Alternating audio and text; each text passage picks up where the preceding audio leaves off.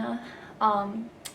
I just got home and I kind of had like a little moment in my car where I was doing interviewing for a project I'm working on, and I was asked what the name of my project would be.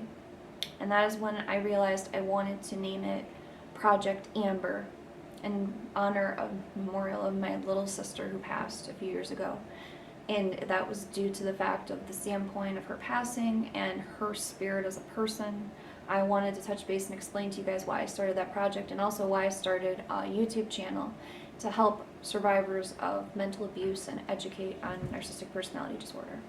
So I thought now would be a good time to do that and let you know what I'm working on. In reference to my channel, you may have noticed that on my personal Facebook page, I released one video too. Honestly, it was an accident at first. I've only been posting it to very specific private places. And it was videos that I started doing for education and to help in the support, the recovery of those who have been a victim of abuse, from a narcissistic abuse, and correlating with someone, whether it be a parent, boss, guardian, it doesn't matter, relationship, where you have been affected by someone that has NPD. NPD is, if you're not familiar, it is a cluster B personality disorder, and it is characterized by grandiose behavior at different levels. And like I said, there's different types of levels, and that's because there's different forms of narcissism. To be diagnosed with narcissistic personality disorder, there's a set of traits that you have to hit on a scale, along with other factors diagnosed by a medical professional, that would accumulate you having NPD, or if not, a lot of people have narcissistic traits. The thing is, especially during quarantine time, the rates of those who have committed suicide due to experiencing abuse, whether it be mental or physical, as confirmed when I was talking to the chief of police, is insane. It's sad, and those numbers are constantly rising. And that's in terms of, overdosing to cope with situations at home, taking your life by your own hand. The one thing that I say about narcissistic personality disorder, and that just doesn't go along, and don't think I'm blaming that just on NPD, because I'm not at all. My whole standpoint is, if someone has NPD, for example, I characterize it as that person having the disorder, but those that are in a close proximity, close personal relationships, they get sick.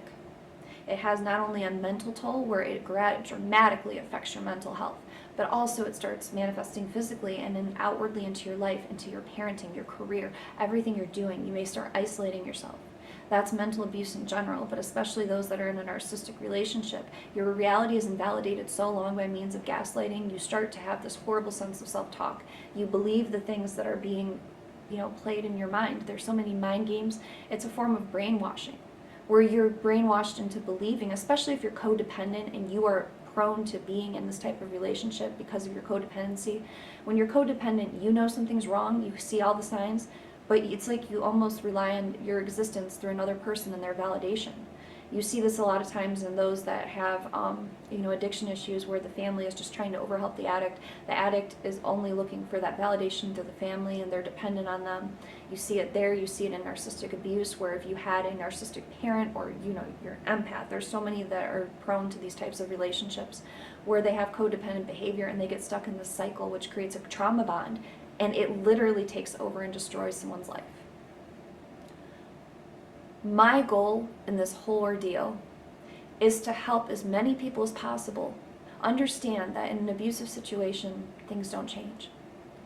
To understand that in, any type of abuse, mental abuse or physical abuse, those situations are so near and dear, and they're so personal for so many people, because you see it as a weakness sometimes, because you're so embarrassed to get help and get out of a situation, or you don't know how to cope with it. If you're stuck for some reason, it could be financial reasons, it could be your codependency, it could be just feeling lost and stupid in general.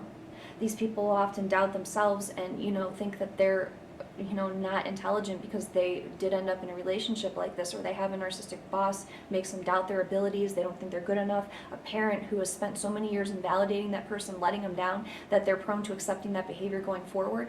What a lot of people don't understand is that when they leave these type of relationships, you have to heal everything that's happened inside of you from day one. You have got to rebuild your core sense of self. A person that has narcissistic personality disorder, as grandiose as they may appear, they have a horrible sense of self-esteem, and they feel bad about themselves, and that's why their control and domination in a relationship, That is something that is very significant. There is a lack of empathy by these individuals. There is a desire for control and maintaining that dictatorship. There is a lot of mental abuse and mind games, brainwashing going on, where that person feels so poorly about themselves that they take it out and project it on you. And since they see something in you, since it's all about that outward facade they put onto others, you are making them look good, and you know that's their source of supply.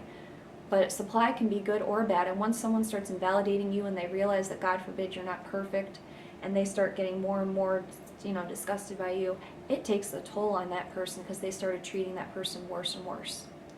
So whether it's mental abuse or physical abuse, it's incredibly serious to understand that there's resources there, there's ways to get help.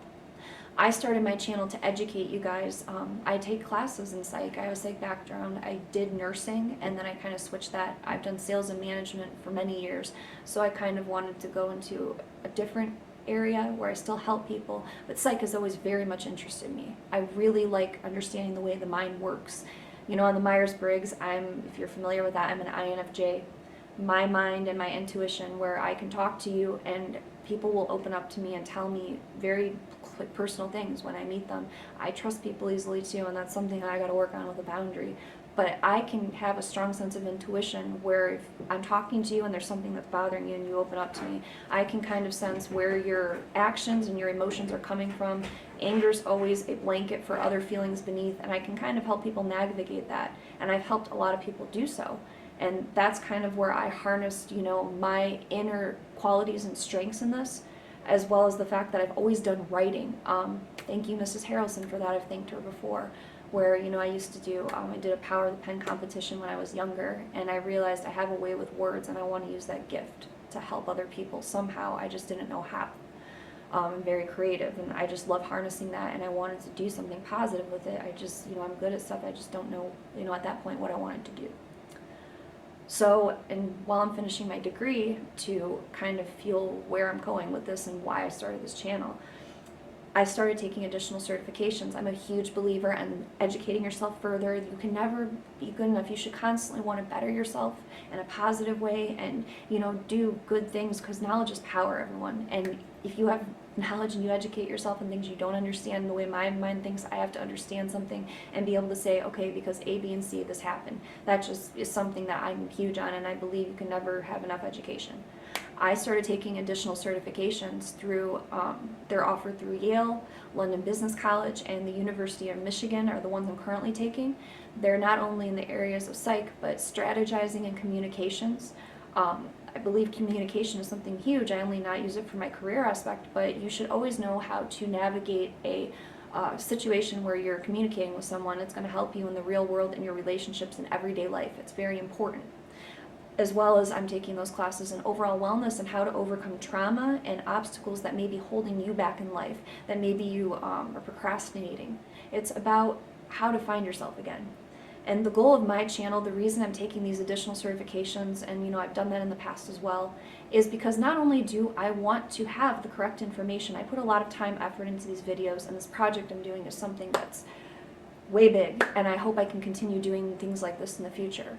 But I wanted to educate and then also help as many people as possible. From a personal standpoint, I'm a survivor of abuse. I wanted to help you understand not only what's happening to you, I want your support system to understand what you're going through. I got a message from someone when I first just put out the first video, and they told me that I helped not only them in their recovery, but their support system who didn't get it, and I understand that, and they did as well, understand how this detrimental effect was happening to them and, why they felt the way they felt, and she thanked me for that. That exact moment was the moment I knew I'm doing what I'm supposed to be doing. I have my heart in this. I don't want to see people either, it's a sad fact, like I said, the suicide rates are going up.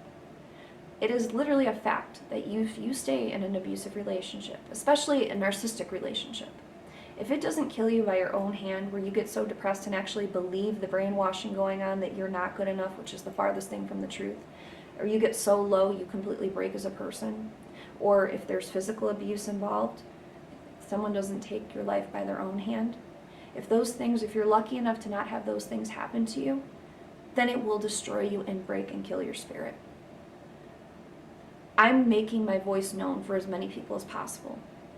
I've only had this channel up for less than a month now, and within a little bit over a week, I already had over, I believe now I'm like around 100 hours of content watched. It's been viewed over 1,000 times. That's crazy.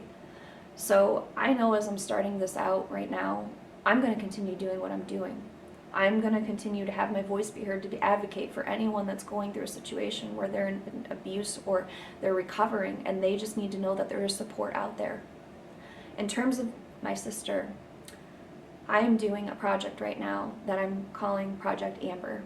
And that specific project, even though my channel itself puts the information and education and for the narcissistic personality disorder and focuses on mental abuse, this current project I'm working on that I'm filming right now with several healthcare workers in the areas of counseling, psychiatry,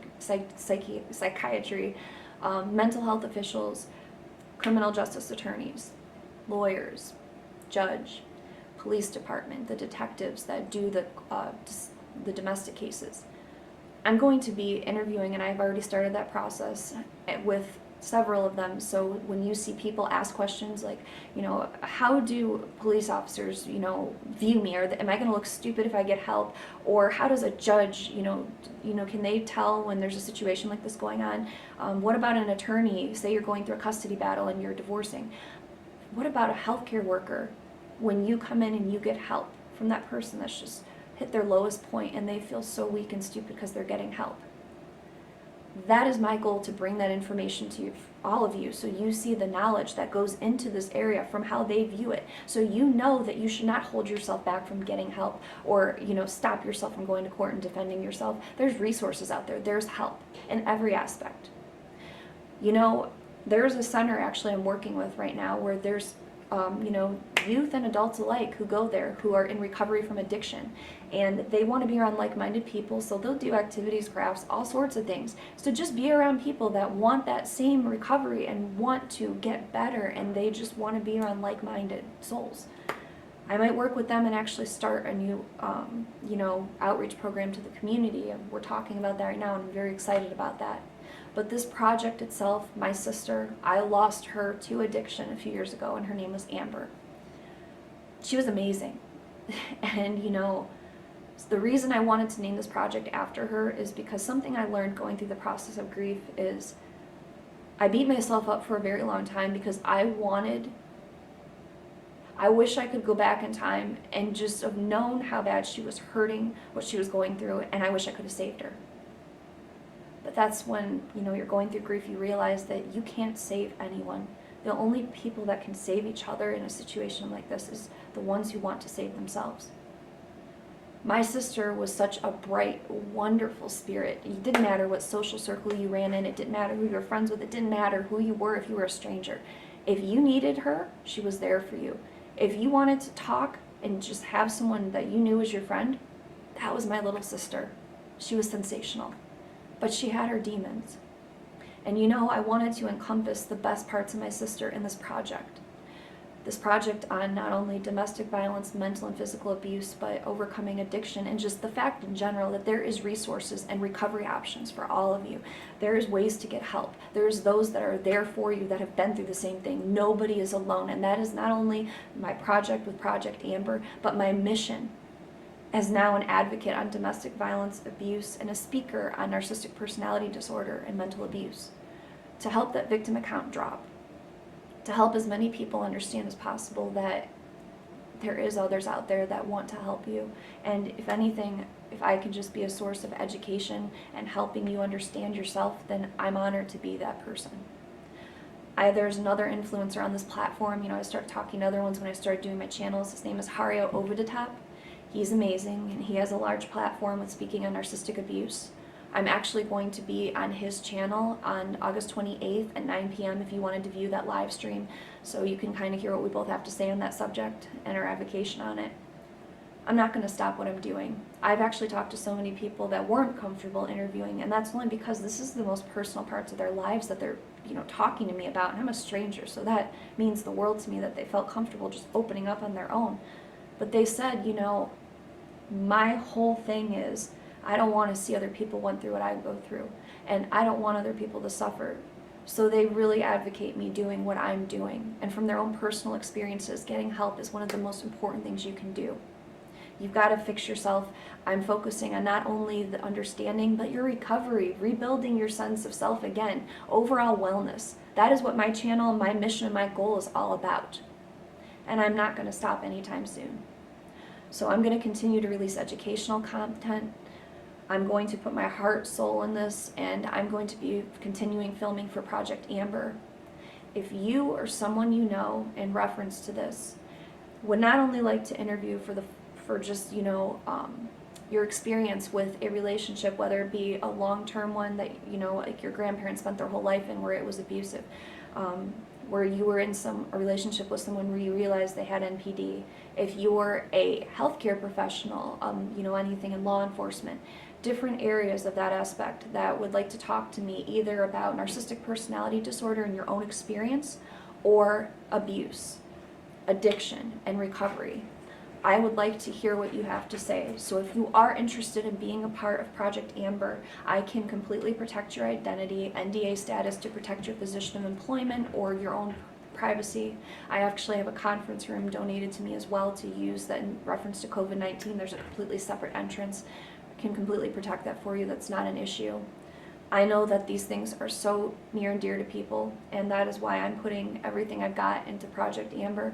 And in terms of my channel, I'm not going to stop giving out educational content, support, and I couldn't thank you guys enough for the love and support.